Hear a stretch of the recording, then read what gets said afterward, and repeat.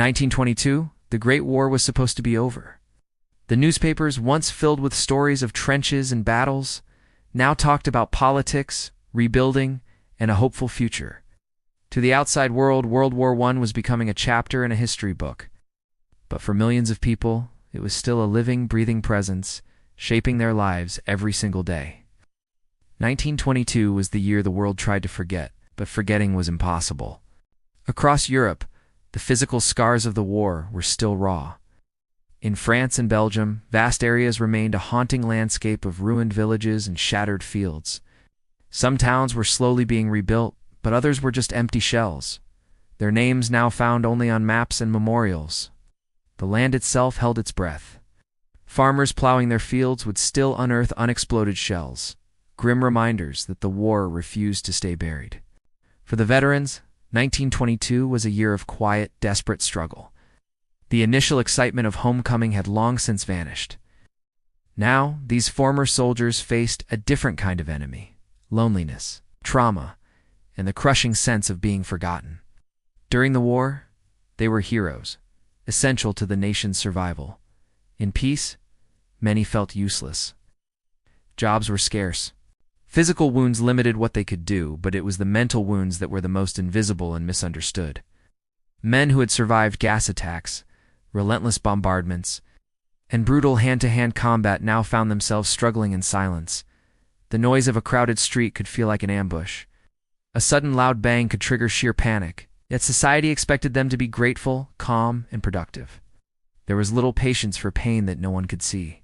In Britain, the newness of war memorials had faded. They were now just part of the everyday scenery, long lists of names people walked past on their way to work or to church. The shock had subsided, but the grief remained, a constant, quiet ache. Families across the continent were still incomplete. Wives who had lost their husbands were now raising children alone, many, surviving on small government pensions that barely covered the essentials. Mothers who had lost sons carried their grief silently, knowing that no amount of time would ever bring them back. A generation of children grew up in a world defined by absence, their lives shaped by the ghosts of missing fathers, uncles, and older brothers. Meanwhile, Germany in 1922 was spiraling into crisis. The economy was collapsing. Hyperinflation was taking hold, turning money into worthless paper almost overnight. Prices for basic goods like bread rose daily, sometimes even hourly. Workers were paid in huge stacks of banknotes that could barely buy a single meal. Life savings built up over generations simply evaporated. Hunger and desperation began to grip the nation. Many Germans blamed the harsh terms of the Treaty of Versailles for their suffering. A deep sense of injustice and national humiliation festered. This fertile ground of anger allowed political extremism to take root, as people desperately searched for someone to blame and someone to promise a better future. Former soldiers, hardened by war and embittered by defeat, became easy recruits for radical new movements. The war may have ended, but its bitterness was evolving into something far more dangerous. Even on the victorious side, France remained deeply uneasy. Despite winning the war, the nation felt perpetually threatened. French policy became obsessed with security and forcing Germany to pay reparations, driven by a constant fear of another attack.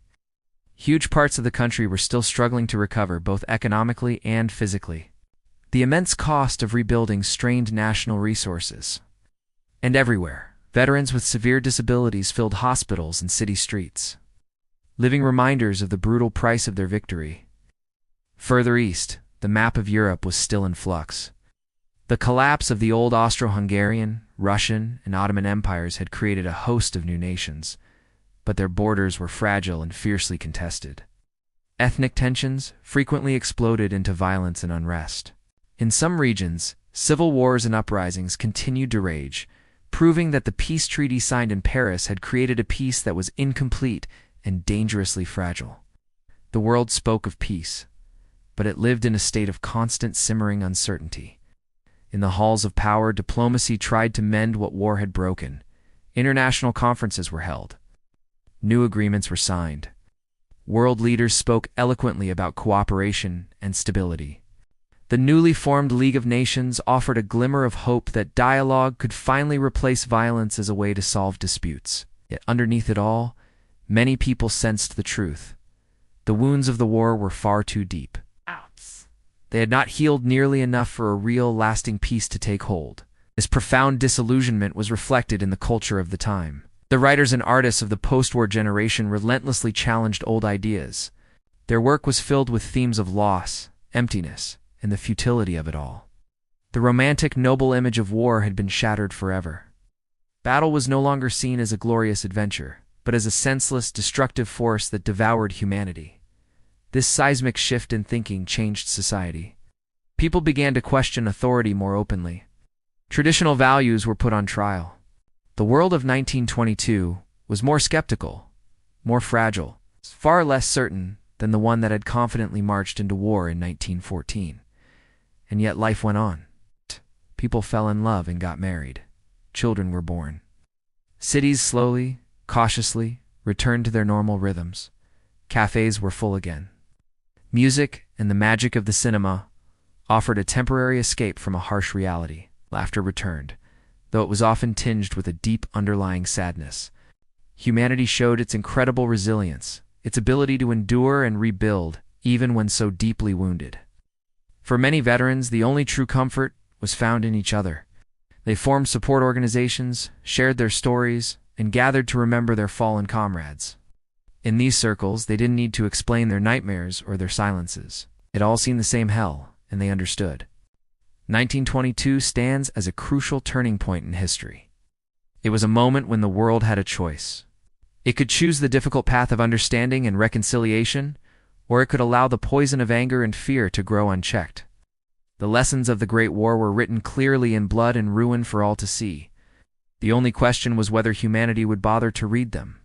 Tragically, history would later provide a devastating answer. World War I did not truly end in 1918. It continued to reshape lives in 1919. It haunted nations through 1920 and 1921. And in 1922 it became a quiet, powerful force, silently steering the world toward its next catastrophe. This is the true story of 1922. A year of rebuilding and denial, a year of survival and of warning. A year when the world desperately tried to forget, but the war simply refused to be forgotten. Thank you for watching.